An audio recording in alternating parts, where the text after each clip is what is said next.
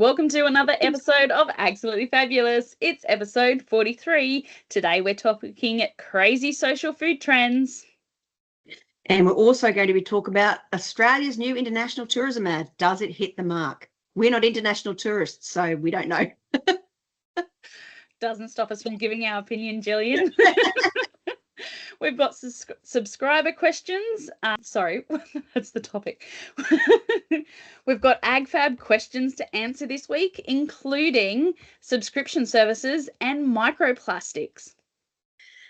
Yeah, and how microplastics and it feels like subscriptions are like microplastics. They're invading every little part of our lives these days. But we're also going to talk about a former Neighbours star has called for a revamp of the child subsidy to allow stay-at-home parents to actually stay at home or to use family members for in-home childcare like we used to do before when we could afford it and we had no other options. And the daughter-in-law cult. Was your son brainwashed into family estrangement? Gillian and I give our opinions again on this topic of the dreaded daughter-in-law. Saving the best for last because that will probably fire us up, that conversation, because we did a bit of research and it's an interesting thing. But yeah, all right, chit chat. Where have you been, Kachi? Have you been anywhere? You went to a conference and I was sitting at home watching you. Roles were reversed. I know. Very rarely get out and about. So that was very exciting. But I did also go and get my calendar to remind me where I was and what I was doing. LMA Livestock Advisors Conference in Dubbo. It's a one-day conference. It was sponsored by Zoetis. Many of you may be familiar with Zoetis. They do a lot of cattle vaccination and healthcare products for the livestock industry. So it was fantastic to hear from them and from MLA. My favourite two of the conference was actually one of the Dubbo Livestock Exchange managers, so the new director for that. He was speaking about the new future plans for the Dubbo sale yards. When he stepped into the role, the Dubbo sale yards were looking at whether or not council would bring in an outside contractor, whether they would sell it or whether they would keep it in-house. And so he came on and said, no, we've got to keep it in-house. And they've come up with new future plans, which they shared for that, because it is such a hub for all livestock in this area, sheep, goats, and cattle. So looking at the new plans and revamp for all of that, they're also looking at putting a function centre in. So thinking in the future, we might just have to have a Harvest Her Power conference out there when they open that function centre in a few years' time. Because then we could have practical displays and demonstrations. We could do dehorning, we could do vaccinating, we could do all sorts of things out there. That would be really exciting to do a bit of hands-on stuff. That would be really cool. Yeah, absolutely. And I also really loved hearing Michael Crowley, he's a director at MLA, isn't he? He's the big one. He's the big boss. He's the big, and Mick is a lovely, lovely bloke. I've known him for several years. We sat on a committee together at Cattle Council, and I was so pleased when he got the gig at MLA. And I've really seen a change in culture at that organisation since she's stepped into that role. So, yeah, good work, Mick. Yeah, and I haven't paid him too much. I promised him I would give him a hard time, but I haven't had to. So that's pretty good. That is good. And he was so lovely and very interactive with everybody who was there at the conference. Did a great work at making sure everyone felt included and they could ask questions. I also did ask him about, last week we covered on the podcast about the US import of beef. So he did clarify that it would only be a meat product. It won't be live import. But as the Australian versus US dollar is sitting at the moment, it will be more expensive for a less quality meat and not all a lifetime traceable. So it has been approved with those conditions and more. And they're probably wanting to look at importing those to some of their chain stores like Costco and stuff like that. But at the moment, it doesn't make any sense for them to do that. It's a lower quality and it'll be more expensive. So at the moment, the Australian market is still sealed on that. And not to mention that the US national cattle herd continues to decline. Mm-hmm. So they are already short of beef. And if it's more expensive for us to send it over here. It's not worth it. It doesn't make any financial sense whatsoever. Not that a lot of what they're doing at the moment is making a lot of financial sense in America, but yeah, makes no financial sense for us as buyers either. So I think we're pretty safe there. I did also get to meet Tim, who does a lot of the LLS Seeds for Success podcast hosting. So that was really great. It was nice to see Tim. I haven't seen him in a little while, so it was great to catch up. And I also met the fellow who's been doing the GOAT series on the Western LLS podcast. So I'm going to add those in the show notes below, because they talk to a lot of different producers who are on the ground with their different farming setups and how they've found success in different places. So two very different dynamics, two very different sections of the LLS, but I'll add those in the show notes because they're great to listen to as well. Awesome. I didn't do much last week because I sat at home. I needed a spell because I had just gotten back from being away. But on Sunday, I drove to Alice Springs, caught a plane to Adelaide, had a couple of meetings and turned around, got up at stupid o'clock in the morning this morning, flew back to Alice Springs and got home here about 4 o'clock this afternoon. And now we're recording. So, yeah, lightning quick trip down to Adelaide to catch up with another minister in South Australia. Had some hopefully productive discussions. So watch this space. We'll see how we proceed there. Very important stuff. But yeah, otherwise I would have blown that meeting off because it's just too far away. But there's things we have to do. Yeah, so fingers crossed on that, and keep us in the loop, Gillian. Yeah, it's really, really hard for me to bite my tongue sometimes because a lot of the discussions that you have in the initial stages, everyone has to like maintain confidentiality. You don't want to break that trust. But I feel like I'm just chatting with a group of friends when I'm on the podcast. So I have to really watch what I say. Sometimes I get myself into trouble. Another reason we put the juicy bits at the end of the episode, so we don't get too carried away and we still get to touch on some of our other topics. So with that, we'll jump into crazy social media. Sorry, with that, we'll jump into the crazy social media food trends that you sent through. I've been on, because I was sitting at home all week doing not a lot because I was pretty exhausted. I've been on Instagram, Karcha, and I tell you, people doing stupid things with food, it is outrageous. I've got so many reels to share on our Insta and Facebook. So if you're on those, make sure, if you're not on those, make sure you are on those. I have seen people making tiramisu in bedroom drawers in their house, like not even in the refrigerator, wheelbarrows, kitchen sinks, beds of trucks, because obviously it's an American style truck, so with the style side on. And I don't think they've filled up the entire, so obviously they've got a fake platform in and everything. A bathtub while the person was sitting in the bathtub. I've also seen one of a person who made their bathtub full of butter chicken and was sitting in it and dipping their naan bread in it and eating it while they're sitting in it, which was just gross. Oysters in the glove box of the car. And I know all these are set up for, in an attempt to go viral and all that sort of stuff, but I just cannot abide people being stupid with large amounts of food. It drives me up the wall. Like, because I don't know, food waste is a serious thing. And if you can afford to waste that, because none of these things are cheap to make, if you can afford to waste money on that, then you've got too much money. And you know what? It's just stupid. If you've got any stupid food trends or reels that you've seen, please share them with us because we'd love to see them. We wouldn't. It'll drive me wild. But everyone should see how stupid they are. And I know we're now giving them popularity and sharing it and driving their views up and everything else. But it's just stupid food trends. Yeah. Have you seen any, Karcha? Like, because your sister, she eats a bit of tiramisu. Yeah, she loves tiramisu, so I actually send those to her just for the laugh factor. But 100% sounds like they've got more money than sense. I think they could be doing a lot wiser things with it. I'm hoping that they have boxes and styrofoam underneath it and it's just one layer rather than actually filling out the depth that they have. But imagine if that car or that truck is sitting in the sun for a bit. Like, can you imagine the amount of food poisoning that they're encouraging people to get if they and other people are actually eating it? It's just not food almost safe. as bad as that random lady from last week with the chunky milk.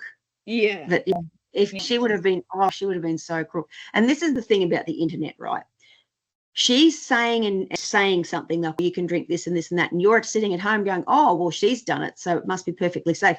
You've got no idea what it is that she's actually drinking. Mm-hmm. It could just be milk with gelatin in it, or, you know, milk with a bit of ice cream or something, so it looks like chunky milk. You cannot, under any circumstances, take health or wellness or physical information off people unless they are a proper, identified, regulated professional. Don't take medical advice, especially off wellness influencers, because they're just trying to sell you shit. Mm-hmm. Do not do that. Yeah.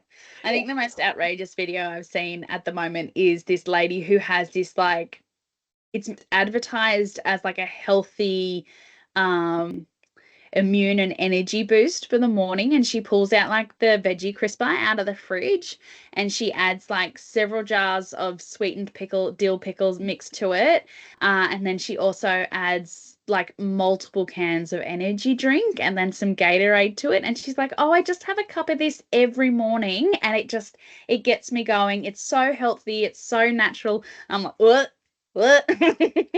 Yeah, I do know people who drink the juice out of pickles and olives and stuff, but I don't think they're out there promoting it as a health food. Not for me, because I don't like those sorts of flavors. Oh, another one I've seen when we're talking about wellness influencers, borax. People are advocating, if you're not familiar with borax, it's like I don't know, we used to, back in the old days, it was like used in like washing detergents and those sorts of things, like homemade washing powders and stuff. We used to mix it with corn flour and icing sugar and put it on little dishes, and mice and cockroaches and stuff would eat it and die. So there's people out there advocating that if you eat a quarter of a teaspoon of borax every day, it'll be really good for you. Don't do that. Don't eat laundry detergents or anything like that. If it's, you know, it is not for human consumption. It kills things. So don't.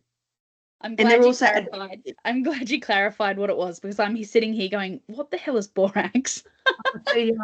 And they're also advocating bathing in borax because it has boron in it, which is like an essential mineral, right? That, I don't know, you could possibly lack, but I doubt it. It's like a trace mineral. And they're like, oh, you absorb it through your skin. You know, you have your magnesium bath or your Epsom salts bath and all those sorts of things. Having a borax bath. Also, don't do that, because it's going to give you rashes and make you feel sick. And and especially don't do it to your children, ever. No. Do not use alternative things on children unless your actual real doctor with qualifications has said, you can try this. Please do not do that. Do not believe people on the internet. No, except us. We always were giving you 100% excellent advice. And with that, let's go into the topic 2. So Australia's new international tourism ad, did it hit the mark? Well, I'm not really sure. I mean, it showed the Opera House and the Harbour Bridge, and I did love Robert Irwin? Yeah, I did love Robert Irwin in it. That was classic. But I'm not sure if it really showed, like, it definitely showed highlight tourism side, but I don't know, it didn't show any agriculture, it didn't show any other side of Australia apart from the cliches. Now, I'm not sure why that annoyed me, but I thought, like, Australia is so built on inclusivity, and it's very broad, and so much difference between one side of the country to the other. I really thought they could have done a lot more with the ad, but I'm not an advertising agency, and they probably just enjoy sticking to their cliches because that's what they've always done. What was your thoughts? Well, interestingly, this is the second iteration of that type of ad that they've done. And the first one, I had to do an assessment on it when I was doing my uni degree, which I'm very nearly finished. I'm one assignment away from finishing my degree. Woo! So anyway, I had to review and assess and critique this campaign. And so I've read all the official briefs and all those sorts of things that were given to the advertising to marketing company and that sort of stuff. And you're right, they're only showing like the cliched what is Australia, because that is all that their target markets are interested in. There are subtle differences. So the current big target markets obviously are Asia, India, and for some reason like France, They're really, really interested in coming to Australia. And the French one, of the initial rounds, not this rounder because I don't know, but they had slightly different imagery for the French one. But the Asian one, it was Ayers Rock, Sydney Harbour Bridge, Sydney Opera House, the Gold Coast or the NT or something like that. And it is that very stereotypical, what is Australia? It's the tourist hotspots, because they do a lot of market research around if you were going to come to Australia, where would you like to go and see? They'd have no comprehension of that anything else exists, because this is all they're shown. So they go, I want to go to Sydney. I want to go to Lygon Street in Melbourne. I want to go to see Ayers Rock. I want to go to Whitsundays or wherever in Queensland. And that's it. That's the only thing they know about Australia. And then they come here and they get in their hire car and they think they're going to drive from Sydney Airport to Cairns in one day. And so there's those sorts of dramas as well. But yeah, look, it's the same thing like the lamb ad. Every year we watch the lamb ad. I like the lamb ad. Usually year on year, and you get to hear so many producers go, oh, shit, it's you. You don't even buy lamb. Like, I know you eat it, but you don't pay money for it. You just go down the paddock and get it yourself. You are 100% not the target market. So it's people who are actually going to spend actual dollars, and that's not us, because we might go to these places, but we are not dropping the same amount of cash as international tourists are, especially the more affluent Asian and Indian ones, because they spend up huge, and that's the target market. They're the ones they're chasing. But yeah, it's all right. It's okay.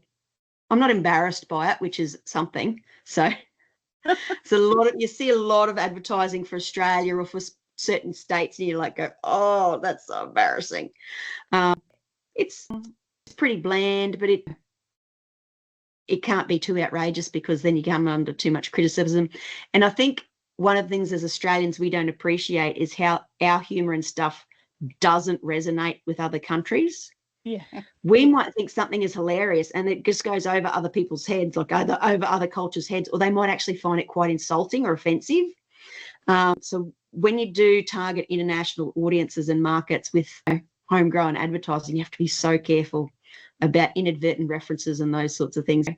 Because the Chinese are very funny. They've got a lot of traditions and superstitions around numbers and colours and those sorts of things. So got to be so careful. But yeah, they appear to have nailed their brief. We'll see what happens, because the government is meant now to track against KPIs. They're meant to see if there's an uptick in visitor numbers and those sorts of things, particularly to those destinations. So it'll be interesting if Australia Zoo gets a big heap of uptick in visitor numbers. Yeah, it would be. I think my other opinions on this is there is so much from our government and from the Drought Hub and everything else trying to promote like agro-tourism and trying to get us as part of our resilience programs and business resilience programs to be able to do different things on farm and within the agricultural community to be able to become more resilient and to be more diverse. And they're putting so much into that at a ground root base, but it's not being reflected into international campaigns. So how are they expecting us to advertise to internationals who are going to come and spend big and have those experiences? Because to be honest, a lot of that tourism side of it does come from internationals, particularly around this area, because we're not too far from Sydney. Like, we're 6 hours, but it's a good 6 hours, or you can fly here in under an hour. So we have a lot of that tourism base around this area. So I think I was a little bit disappointed in if they're trying to do that at ground roots, if they're trying to make us build that into our businesses and make us spread even more thin to be able to do that, rather than focusing on actually the farming and agriculture side that we're very good at and we still are very good at. I would have liked to seen that a little bit more in their international tourism to support that, to boost it for our areas, and to make sure that if we're going to add an agritourism part to our agricultural businesses, that they're actually supporting us in doing that, to make sure that the turnover is happening and we're not just spending money in a different area and spreading ourselves more thin for something that's not supported. Yeah, and that's 100% correct. One thing I will say, that in the reality of making an ad and a campaign of this size and scale, it probably started 2 years ago, before there was even a drought, before there was this big push on for agritourism and that sort of stuff. So fingers crossed, if any of the government advisors do listen to this podcast by any chance, the next campaign should include some agritourism, because investing in grassroots development of an industry without promoting it to potential buyers, where we are the product and we're a good product, is sort of money wasted. Like, you can't just half-ass something. You have to commit to supporting it from woe to go sort of thing. Like, so yeah. Include agritourism in any further international tourism pushes, please. I'm not a fan, but pays people's bills. And if that's what you need to do to keep yourself occupied and in a job, knock yourself out. Not coming to my place, though. Not for you. Unless you've got an extremely large amount of money. There's like, I will put up with stuff, but man, my prices are going to be pretty high. So, Gillian, that takes us to the mid of our episode. And this part of the episode is sponsored by Farm Table. Farm Table is a proud independent Australian agricultural knowledge platform, bringing together the most relevant and curated agricultural resources from around the globe. More than that, Farm Table supports industry collaboration, peer-to-peer networking, and functions to build the capacity of individuals and organisations across the entire Australian ag supply chain. With over 3,000 resources, the latest agricultural events, funding opportunities, grants, micro courses and workshops, all in one location, Farm Table makes it easier to find the information you need. Wonderful. We have 2 subscriber questions today. I did that again. We have 2 absolutely fabulous questions from our agfabs today. The first one is about subscriptions. They are really over taking people's lives. Everything has a subscription fee or a membership fee. As unpaid farm labour, it's hard to know what to prioritise, what's important in the livestock industry, suggestions on what subscriptions to keep and what to let go. Subscriptions are the bane of my existence. As I've just discovered, I've let my Australian Women in Agricultural Conference membership slip because I haven't been getting the newsletter. I would quite happily have that on auto renew if there was an option for it. It's all these sorts of things. It's just that mental load type stuff. But this is how much we hate subscriptions, right? I'm pretty sure a lot of our listeners would be familiar with FarmBot, which is like an automated water monitoring system, right? It is on a subscription. So we said, no, we refuse, and installed our own point-to-point Wi-Fi and remote telemetry system so we didn't have to pay a FarmBot subscription because we just don't see the value. And your accounting software, like my accounting software, is outrageous. And it doesn't change much from year to year, but I'm paying this ridiculous subscription because now everything's in the cloud. You used to be able to buy the disc and you could do that for 10 years before you were forced into an upgrade, before your accountant said, well, this doesn't work with our system anymore. You really do need to upgrade. Now everything lives on the cloud. So if you don't have that subscription, like, you're wrecked. You can't even access your own data. And I don't know how to prioritize it because there's a lot of different like panic management things and herd management things, all subscription. They all love this subscription model because this is what happens, right? Someone comes up with an idea. I've seen this in work at a vocag. Someone comes up with a plan, right? They need an investor to get it off the ground. And the investor goes, that's great. I need my money back plus my percentage within a really short time frame, because that's what these capitalist investors do. They say, right, I will give you $500,000, but I need $600,000 back in 2 years. Best and easiest way to do that, subscriptions. You hook them in, you get them addicted, and then you can, at least you've got the cash flow then to demonstrate to your investor or whatever, like, yep, look at my cash flow, I've got all this money coming in. But it'd be very interesting to see how that proceeds 5 or 6 years down the track when people go, you know what, I'm sick of paying these goddamn subscriptions. Do you know what I saw recently, speaking of subscriptions, on the internet again? Volkswagen's just released a new car, right? You cannot get to top speed in that car unless you pay a monthly subscription of $20. You cannot like go fast in your car that you own unless you pay a subscription. That's ridiculous.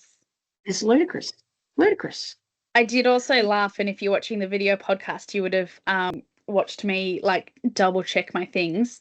Gillian mentioned a CD, like a disc. I don't think I've owned a computer or a laptop that has had a disc. Showing my age again. So I love that. Yes. So there's a couple of subscriptions that I make sure that I don't let go out of date. The first one would be we don't get free to air on farm here, which is hilarious because we're not far from town. Like I can see like the aura of the lights from town on a clear night. So to not get free to air is hilarious for us. We're also in mostly a phone reception blind spot as well. So it must just be, we're not very hilly. We're also not very flat. But just the fact that we're in a blind spot is really bizarre for mobile service and free to air. Maybe. Too many trees. Maybe. They play havoc with the signal, as we've discovered with our own remote point-to-point Wi-Fi system. We've cut down a few trees to make a clear path. Don't tell native veg. They'll come and find me or something. Yeah. So I have Netflix and Disney. I'm a big Disney fan. My kid's a big Disney fan, so we have Netflix and Disney. So we pay those. I have the Australian Women in Agriculture. I pay for the National Farmers Federation. And there's one other that I pay for. I think it's like Young Farmers or Future Farmers subscription. Although I have to say I don't check that one very often. But then when it comes into software, unless I'm using that software all the time, I will find a way around it to use like a free download, even if it's not as fast. Then I just put that into my little timings list to make sure that, okay, I'm going to use the free software, but I need to make sure Norton's is up to date, so I'm not bringing scans and viruses onto my computer. But unless I'm using it regularly, I'm not subscribing to it. And I will quite regularly set a date in my calendar every 6 to 12 months and go through and cancel things that I'm not actually using. So when I sit down to do the BAS, so if you're sitting down to do your business activity statement and you see things keep coming up on your credit card or on your transaction account, I will sit down and go, I don't know what that is, or I'm not using it anymore. I'm going to cancel it. Yeah. So if you're on a limited budget, if you're not being paid, as a lot of unpaid farm workers are, things I would never cancel, and I've been very, very poor in the past. I'm still not real flush with cash. Private health cover, especially if you have kids or are thinking of having kids, it's just not worth not having it, especially in rural and regional areas. If you need to get airlifted out or any sort of transport to a major centre or anything like that, you need specialist care. It's like, yeah, our public health system is great, but it's just like, I feel much easier and sleep much easier knowing that I have that. And when you get kids, they've got dental and all those sorts of things, because kids are just kids. And if you've got a husband like mine who continues to injure himself and you do live somewhere where you could get physio and those sorts of things, it does pay for itself. It keeps you and your family healthy and being able to work. If you're self-employed, and it reaches a tipping point, right? So because you can get work like your own work cover sort of thing. If you're only on a small amount of money, it's probably worth if you're only paying a small amount of money. But as you earn more, your not a subscription, whatever it is, your insurance person will come and tell us what it is. Your fee goes up every year the more you earn. So it reaches a point where you're better off to self-insure if you have the discipline to put that money you would give to an insurance company into a safe bank account, because they have rules around it. You can't access them for 6 weeks after you're injured, all that sort of stuff. But if you don't have those savings, and this is the sort of double-edged sword of like these sorts of things, if you don't have those savings but you need that security, but realistically, even if you're self-employed and you're working on the family farm, they should have work cover. Should. Not they all should do. have work cover. So, yeah, get someone to bring that up for you at the next family farm meeting if they have one, because, yeah, it's a massive risk. Other things I probably wouldn't do without, that's probably like obviously registration, roadside assistance. saved our bacon a couple of times. Like in my brand new secondhand car, was at the shop for 6 weeks or something, with an electronic fault. They gave us a hire car and accommodation and all sorts of shit. But roadside assistance, especially if you live rural or remote, it will save you. It will save you, especially if you've got kids, because no one wants the drama of being stuck on the side of the road with children, because it's just a nightmare when you panic and you freak out, and it's just and they're the sort of things that I couldn't really live without. And you have to, I know people are on limited budgets and it really, really sucks, but there's some things that the benefit of having them available, even if it's just to soothe your own anxiety when you're traveling around the countryside. It just, and you know what I would also sign up to, because most of them are free. And if you do travel a fair bit, and like if you go to a regional town and you end up staying overnight, if you stay at chain motels, right? So like your local owned and operated motel probably doesn't have this, but if you stay at like a Comfort Inn or something, a lot of them have rewards programs where you do like rack up things, and they're free to join because they want your data, obviously, but you can end up with free accommodation or upgrades or, you know, preferential bookings or those sorts of things. So those sorts of things are sometimes worth signing up for too. But yeah, it is, especially with the herd management and the farm management stuff. Like, yes, you can write it off against the business, but like some of them are exorbitant. Are you actually getting your money's worth? Would you be better served with an Excel spreadsheet or a notebook and pencil for the time being until you grow your enterprise or you step into having access to more ready cash, those sorts of things? It's a decision that you need to make, but yeah, run the numbers on it.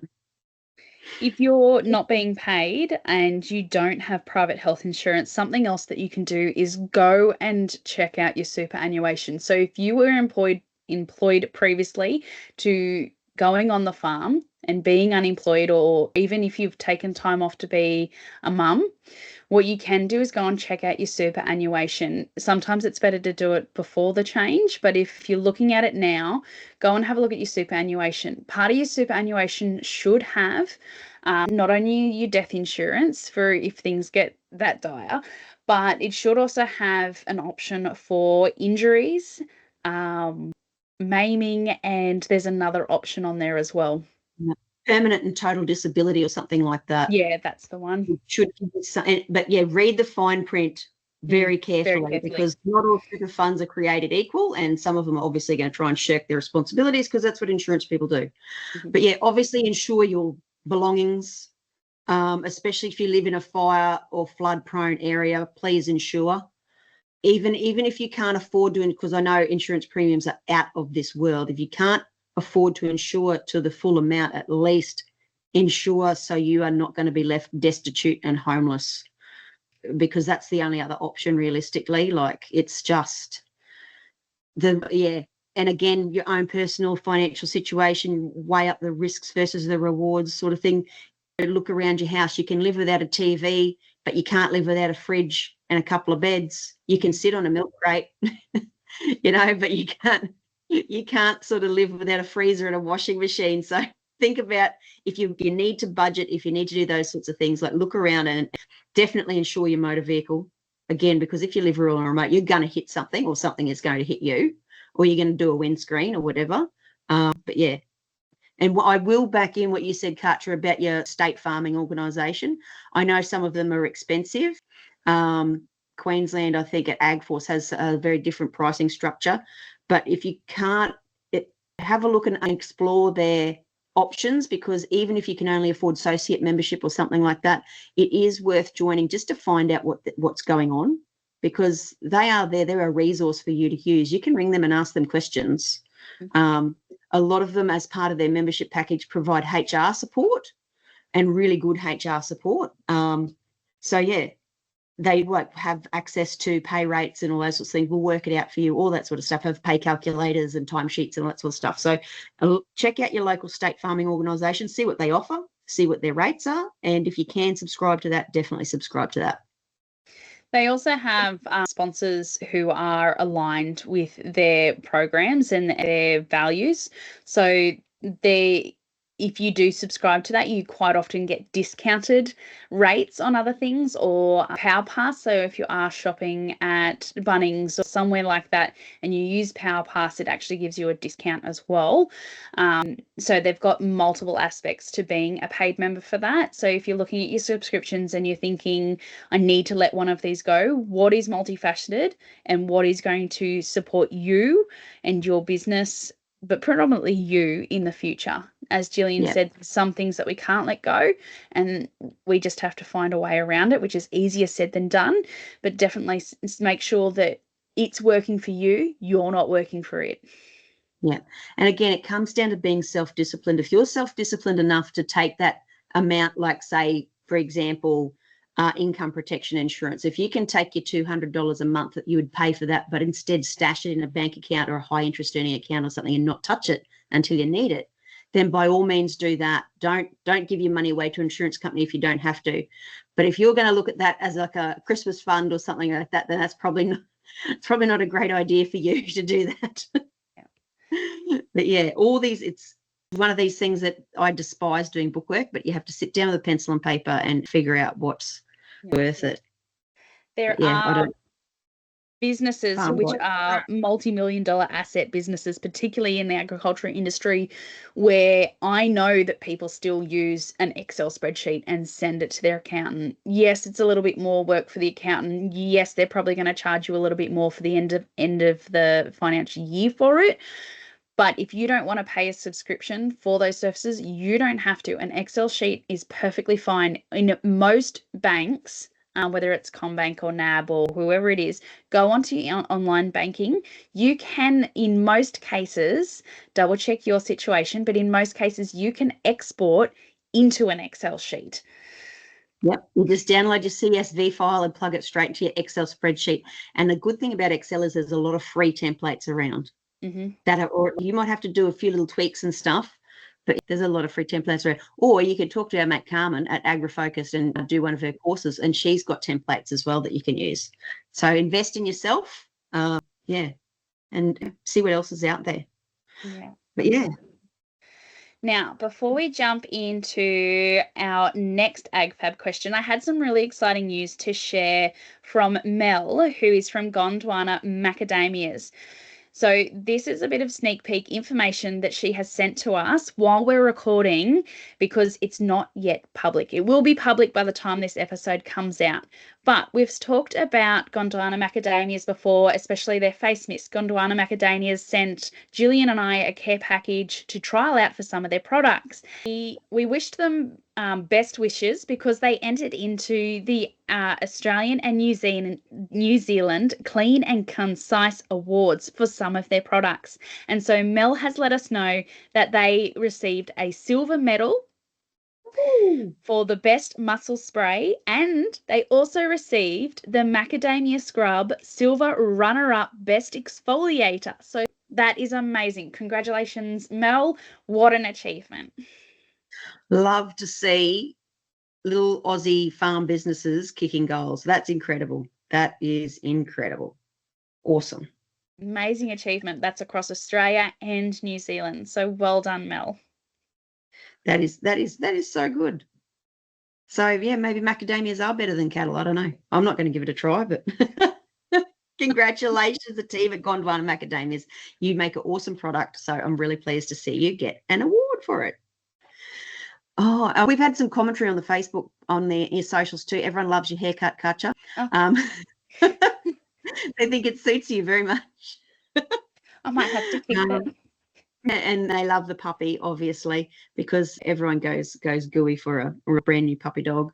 But so that's about what's been happening on the socials, apart from the usual people reminding me to send them their merch packs because I haven't done it for a little while. But yeah, I'm sending them out this week, and I'm getting the small unpaid child labourer to help me make up some more. So you won't miss out. There's still birthday presents available. So be sure to drop your name and address in our DMs and we will send you something eventually. Oh, and the T-shirts and the caps are underway. I'm just waiting to finalize pricing. If you are interested in ordering one, bear in mind they're not going to be like super cheap. We need to order at least 100 of each item to make them even remotely affordable. So we're looking at T-shirts will probably be between 40, 45, caps around the same, plus $10 to $15 for postage.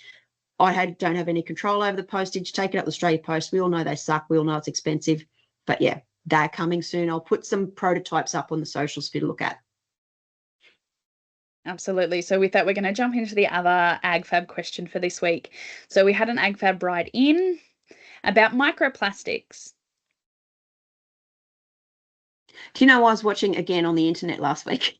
Yeah. It was so productive last week. These people had caught a seabird and it was sick, obviously, which is why they could catch it. And the vets had it, doing vet stuff with it. And it was so full of plastic, it crackled when they grabbed it, like round the stomach, and that it was like going because its guts was just full to the brim of plastic. Crazy. But yeah, because there's research now that they're finding plastic in people's brains, and they're wondering if that's contributing to different things. Most of that research is out of America. It is. Like, plastic is a great product. It's done a lot for food storage and food safety and lack of food wastage and all those sorts of things. We did get a little bit carried away with it. Mm-hmm. And now we're sort of paying the price for that, in the sense that things that are really helpful and useful, like plastic food containers, plastic knives and forks, plastic straws, plastic cups, we're having to surrender all those and go back to bamboo and wood like primitive man. And stupid paper plates at a barbecue, like how ridiculous is that? Everything soaks through it. Paper cup, paper straws. Damn you, dolphins and turtles. I want my fucking plastic straws back. I hate paper straws with a passion, because everything's made of plastic these days, and plastic trash that we literally don't need. Yeah. Do you remember the face scrubs with the little beads in them? They were plastic beads. And then, like, obviously, you just wash it down your drain and it goes straight into the ocean, and the fish goes, beautiful. I'm going to have a snack because it looks like fish eggs. And it's just like, and now I can't have a plastic straw because we got carried away with plastics. I'm so upset. I think we were definitely buying different face products, because mine usually had coffee grounds and different things in it. It was very big there, I think, and this is me showing my age again, so you were probably not using them. They were probably phased out by the time you started using face scrubs and body scrubs and stuff. So it was like back in the 90s, it was really, everything had these plastic beads in it. And like, they made it look really, delicious, because it was like the gel would be one color and the beads would be another color. And no one cottoned onto the fact that they were just little tiny balls of plastic, because we were like, oh yeah, skincare, beautiful. But they're basically just little balls of plastic. And again, they wash out into the ocean and no one gives it a second thought. I love how you describe that as delicious. Please do not eat your skincare products. No, can I tell you a story about this mad Nutrimedics woman I used to know? She's passed away now, so I feel safe in telling this story. Anyway, she loved Nutrimedics, and Nutrimedics, if you're not familiar with it, is like a pyramid scheme, skincare and makeup thing. Like, think about like Avon sort of thing. Anyway, they make this particular product. I think it's called like apricot face scrub or something like that. Oh yeah. And it's like a clay base with ground up bits of apricot kernel or something. And she used to do this thing at the Nutrimedics party. She's going, it's so safe and so good for you, you can eat it. And she would put some on a fucking biscuit and eat it. Is that why? But don't do that. That's a terrible idea. No. Getting back on topic to our AgFab question about microplastics. So their question was, is this plastic waste products being put into compost that is now being sold, that we now grow fruit and veggies and everything else in, because our soil is dead, essentially? Our soil is not dead. Our soil is very happy, very healthy. And so, no, basically. So what I did was I reached out to a lady who I have had a fair bit to do with. She makes the Monty composting probe, and she's currently overseas developing another product to bring out onto the market. So she has made the last few years of her life all about compost and compost technology to help people on both small and large scales work on compost, so that when they are putting it on the veggie gardens or they are putting it into large scale agriculture for their soil and their lands. So I asked her the question about whether the microplastics are basically endangering our food and are making us sick. I said that my understanding is that even if there is microplastics in the composting system, that they're not going to end up into our fruit and veggies, because the plant can't absorb that. It's not a compound that plants absorb. So it's, even if it's in the soil, even if it's in the compost, it's not going to end up in our fruit and veggies. So Ash from Monty has agreed. She has said, absolutely, you're absolutely right from your understanding. Plants aren't able to absorb microplastics in any way, which would lead to being in the fruit and veggies. I'm paraphrasing the response. Although they do recommend that if you are in charge of your composting, that you make sure that there aren't microplastics or plastics in it, not only for your soil health, but also for the broader environmental impact. So to answer the AgFab question, even if there are microplastics or plastics in the compost, it is not going to be absorbed by your fruit and veggies. It's not going to be absorbed by your trees and plants and shrubs and flowers and whatever it is that you have in your garden or in the agriculture when it's being used in broad scale. It's not going to end up in your fruit and veggies. It's perfectly safe to eat that. But we do, as an industry, and those who specialize in compost, to make sure that it's not going into the compost where possible. Yeah, and that's the thing about, like, we joke about the little plastic beads in it, but microplastics are literally microscopic. So you can't, and this is, do you know, on the topic of microplastics and micro things, if you get a magnet, like a general magnet, and you like rub it up against the side of your cornflake packet, right, you will get little tiny black specks of iron. Mm-hmm. And we're consuming that, and it's good for you because you do need to eat iron, but that's, so you can see that iron, that sort of thing. But Doc, I think that's what people are worried about with the microplastics, that they're inadvertently consuming it through their fruit and vegetables. And not saying that is not happening, but it's not going to come in through the composting system because it's not going to get sucked up through the roots. Like, they're small, but plants don't work that way.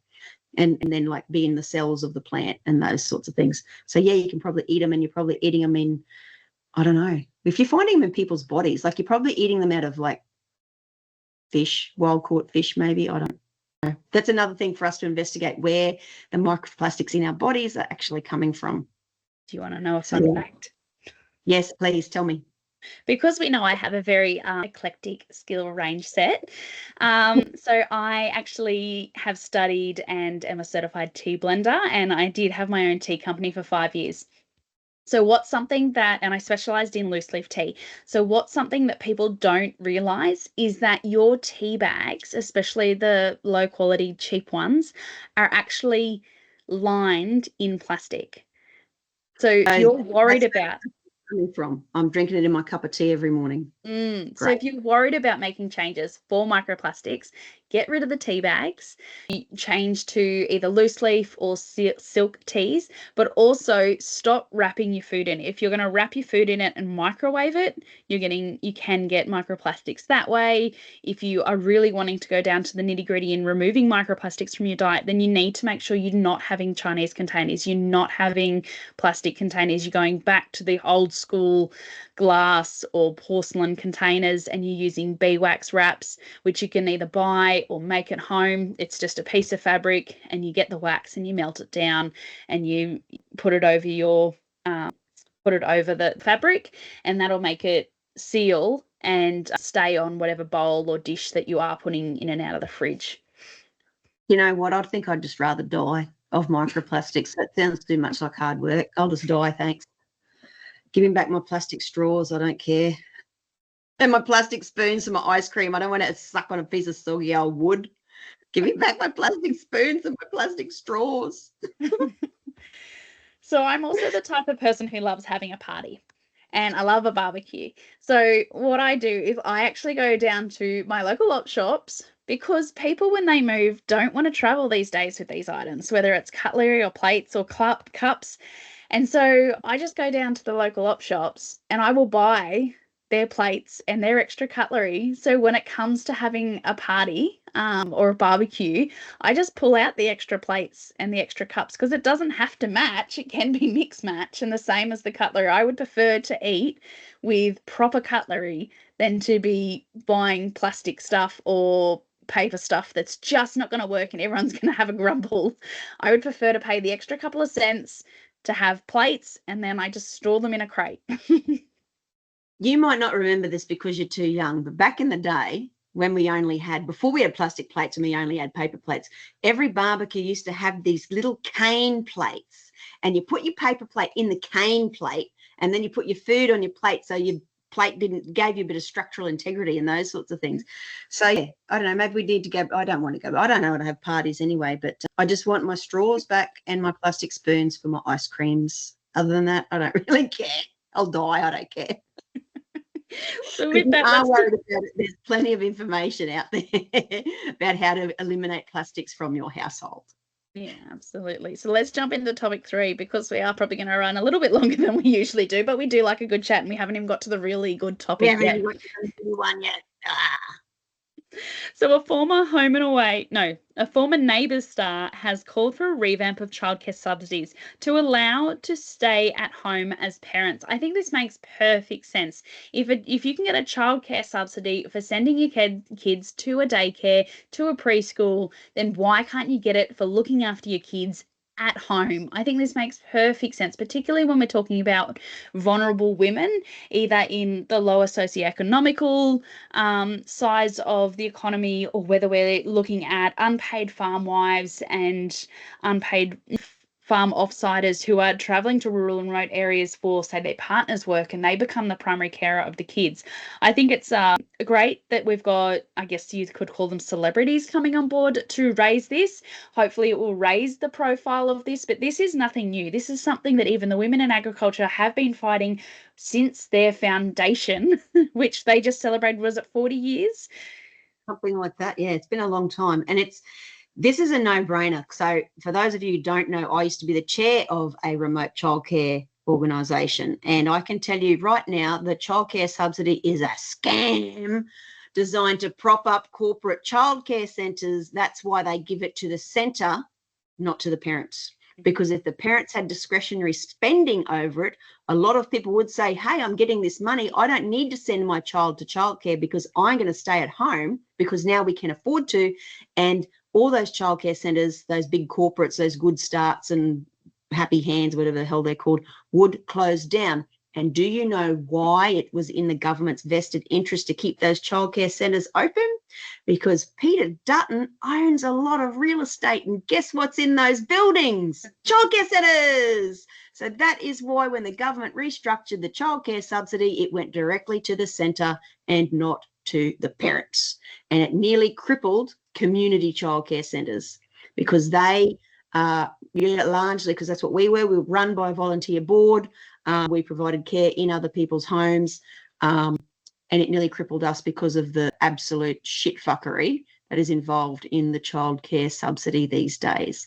To me, it's a no-brainer for everything, for boarding fees, for all those sorts of things. Give it direct to the parents. You'd say, oh, we don't like to prop up these multi-million-dollar boarding schools.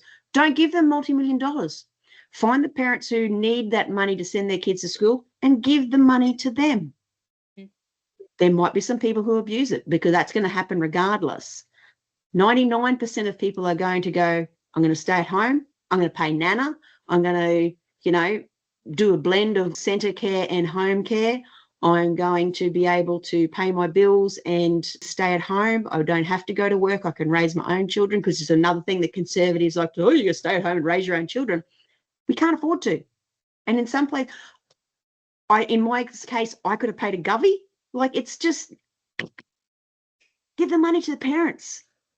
Most of us are responsible and we'll spend it on our kids. It's crazy. This childcare, so many policies that are just so wrong. But yeah, it is good that, fingers crossed, but yeah, same thing applies. Labor won't change it because they own real estate too. It's all bullshit. If you've got an opinion on this topic, make sure you find our a square on Instagram for it. Make sure you leave a comment. What's your solution, or what's your thoughts? Yeah. Are they the same as what we are? if you want another celebrity to jump on the bandwagon and you're following them, maybe tag them and see if they can And jump. there is an organisation out there called the Parenthood, and they've been lobbying for more flexible childcare options for a long time as well. So these things exist. Follow them on social media or sign up to their newsletters or whatever to at least be part of the conversation, because they do often ask for case studies, because the more realistic case studies they have when they go to government, and one of them was Kevin Rudd's daughter, I believe, or daughter-in-law, who runs the Parenthood. So it's not like she's not connected. She can get meetings with ministers and those sorts of things.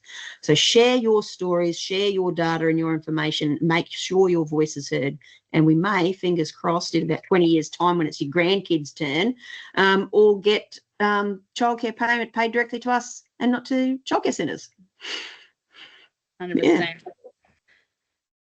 Now, if you think we've sounded fired up today, wait until we get into this last topic that we've kept for you all today. So, reminding of the topic, the daughter-in-law cult. Was your son brainwashed into family estrangement?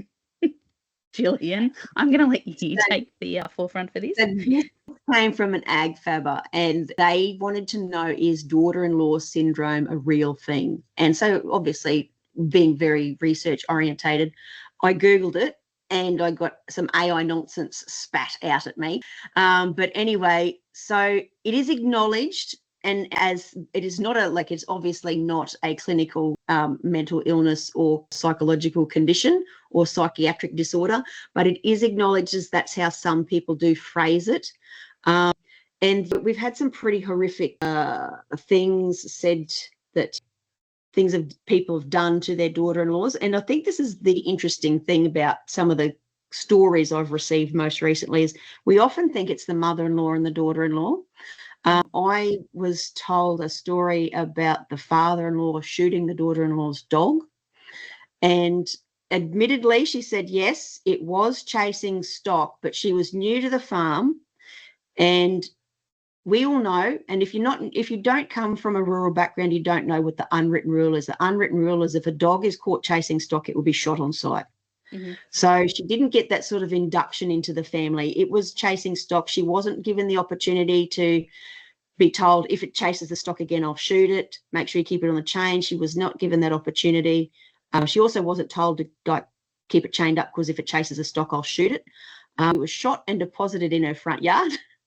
So there are better ways to go around it than that.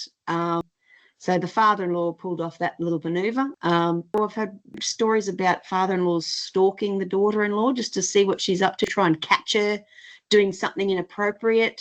I don't know what she's going to get up to, but, following her to town and those sorts of things in case she's meeting up with her fancy boyfriend or something, just outrageous behaviour. So, yeah. I think daughter-in-law syndrome is real in some instances, and it is very interesting that Dr. Lucy Newsom from UNE, when you Google this, a lot of her work comes up. We're not called the most dangerous animal on the farm for no reason. And a lot of what also comes up when you Google it, Katja, is this ridiculous nonsense that is coming straight out of the US. And it's run by, a lot of these pages and blogs are run by very, very hardline Old Testament religious women. Yes. And they are very concerned that their son has married a trollop, a demon, a Satan bitch spawned from hell, and she is twisting his mind and bringing him into the cult of not being mummy's little boy anymore, and that upsets them greatly. And they give lots of advice on how to bring God into your heart, to guide.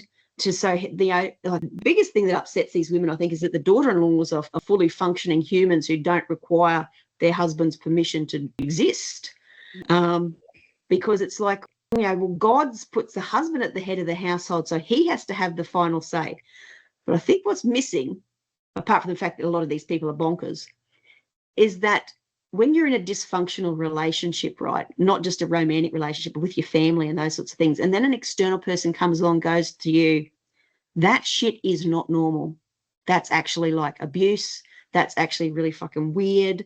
And they, for the first time in their lives, they can take a step back and look at those unhealthy attachments and relationships, and they're like, oh my God, I do not want to live like that anymore, and I certainly don't want my kids around that. And so they're setting boundaries for the first time in their lives, and everyone else around them, mummy and daddy primarily, especially mummy in the ones that we've read, get very upset.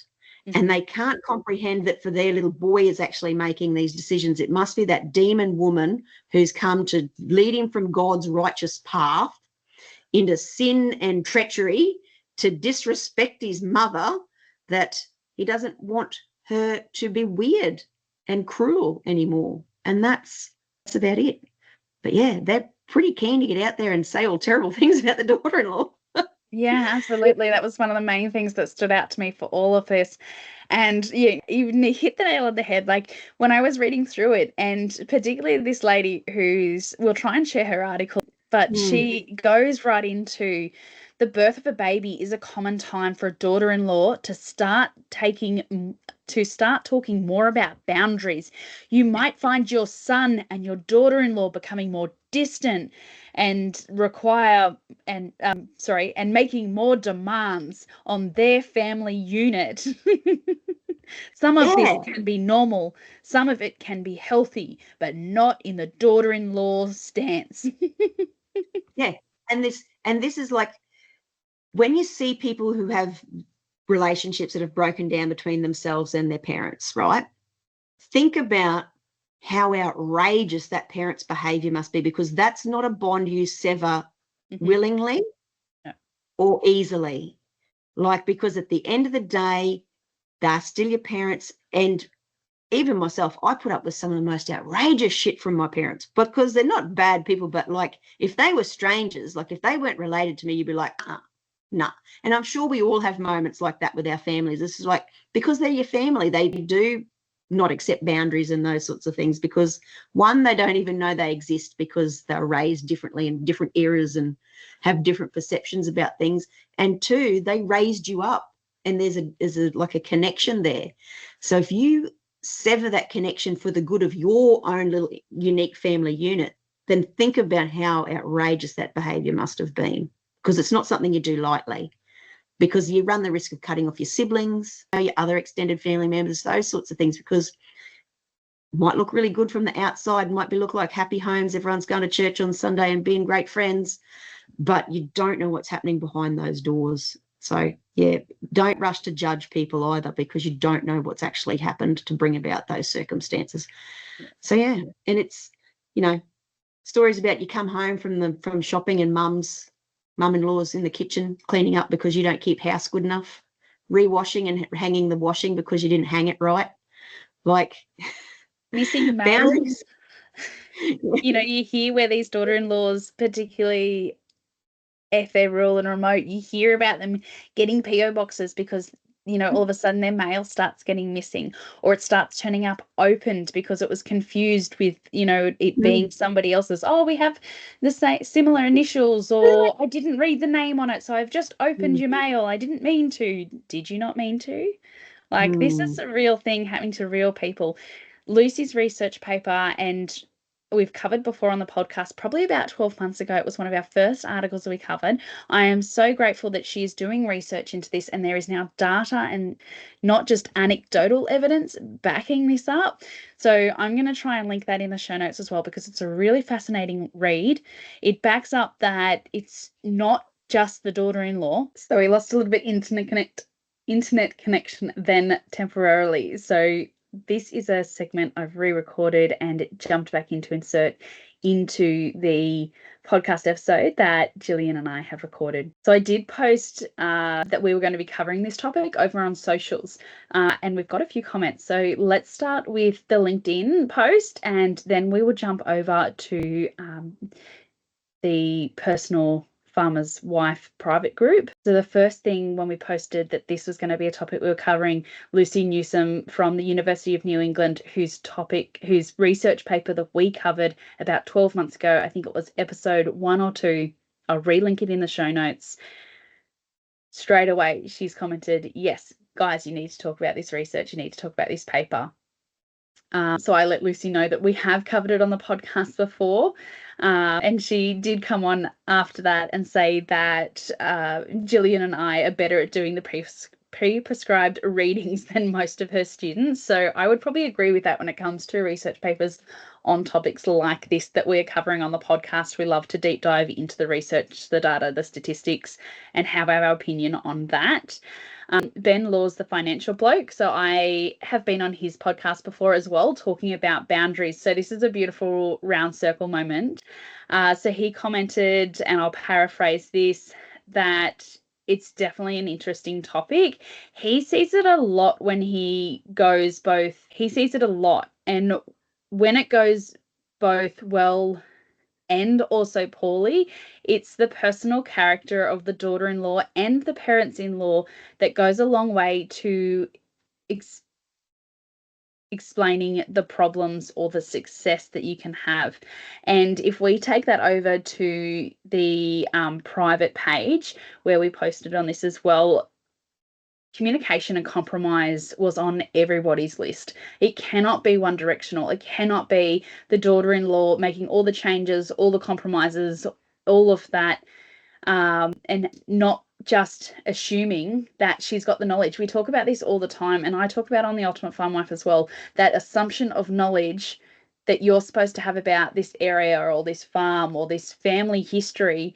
You're only just being brought back into it. How are you supposed to know? There was more comments about trying to find common ground, and it can take a long time, and that people, not only the daughters-in-law, but the mothers-in-law, the fathers-in-law, whatever the family dynamic is that we're talking about in this topic, needs to appreciate the time that it takes for someone else to understand the dynamic. But also, if they've got a different way that it's always been done, or it is a toxic environment they're coming into, then allowing, the positivity to come out of that. There was even some more comments that, as the new daughter or daughter-in-law who's coming onto the multi-generational farm, sometimes if they're, the younger sibling, or they're the last daughter-in-law that's come onto the farm, that the precedent may already have been set by both mothers-in-laws or by the other daughter-in-laws about the expectation of the mold that you're going to fit into.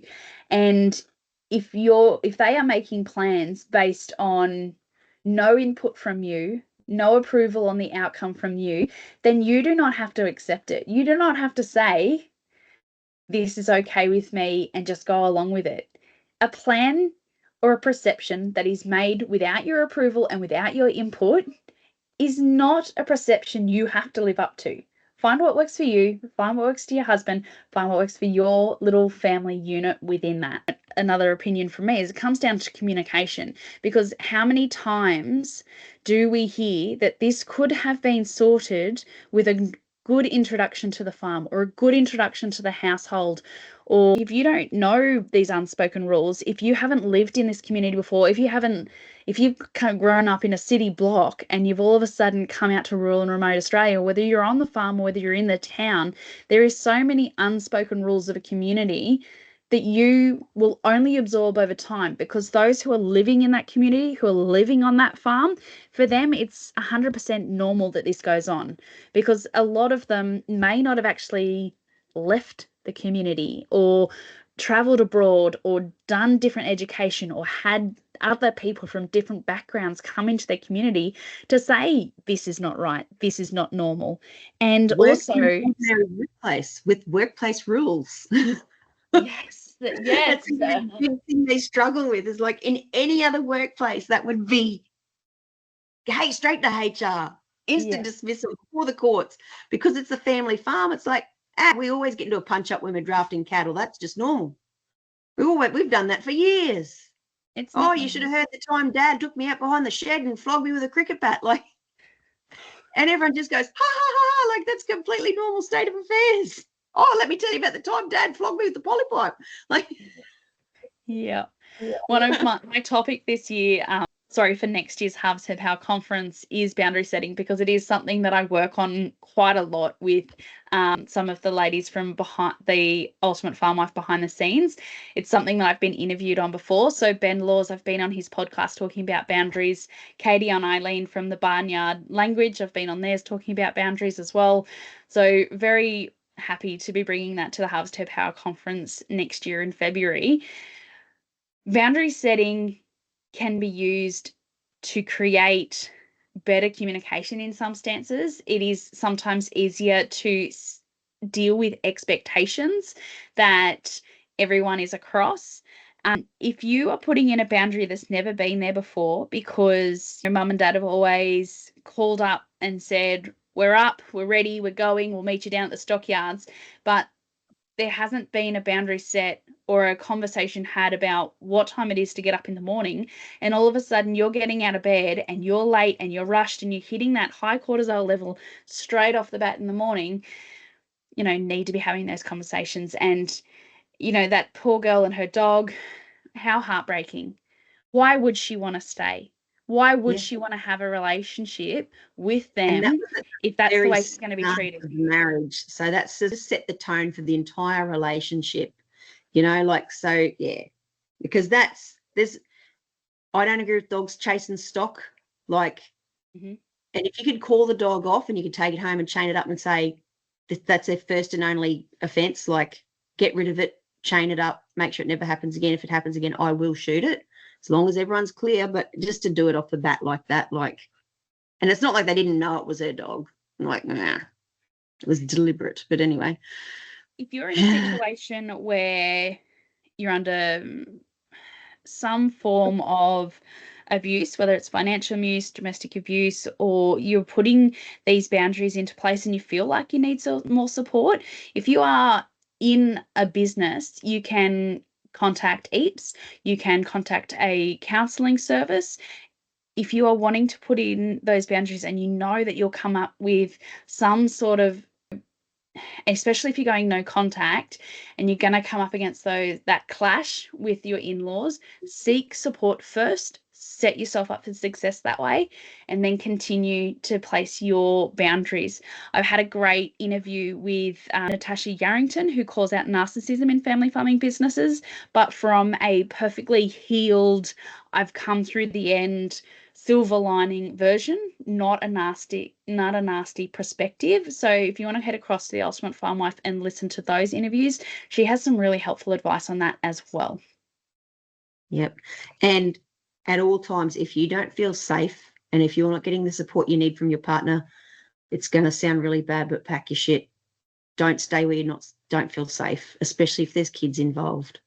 Go back to, if you can, go to someone, go to a friend, go to your own mum and dad, go to an Airbnb if you can afford it. And I know we often, when we get ourselves in these situations, we don't have the money.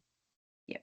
But yeah, there are organisations out there that can help you if you don't feel safe, because the safety of yourself and your kids is paramount at all times. 100%. So thank you for joining us for another episode of Absolutely Fabulous. As always, we're on the socials. Jump in our DMs, jump on our photos and our reels. Have your say. We've given our opinion. We've given our opinion for nearly an hour and a half. So now it's time for you to give your opinion. Extra bonus episode. You'll have to label it as that, Karcher, like extra bonus length episode, because we're very loose tonight. A lot to say about straws, spoons, in-laws. Food trends, which are gross or disgusting. Disgusting food things, people being gross on the internet. Lots of fun. We had a fun one. Finished on a serious note, though. But yeah. If you've had a laugh, you've learnt something along the way, make sure you share it with a friend and leave us a 5-star review where you listen to your podcasts. For those who like a video podcast version, we're also over on YouTube. Yeah, you get to see me pulling funny faces for the whole episode. I did like when you were getting really frustrated at one point, you went up into like a bear stance and you were like, "Arr!" Yeah. Oh, I like to talk with my hands. I must have been an Italian in a past life or something. But I do get a bit excited and carried away. But yeah, no, I think we had good chat. So thanks, Katja, and thanks everyone for listening. And bye. We'll see you next week. I'll see you next week. Bye.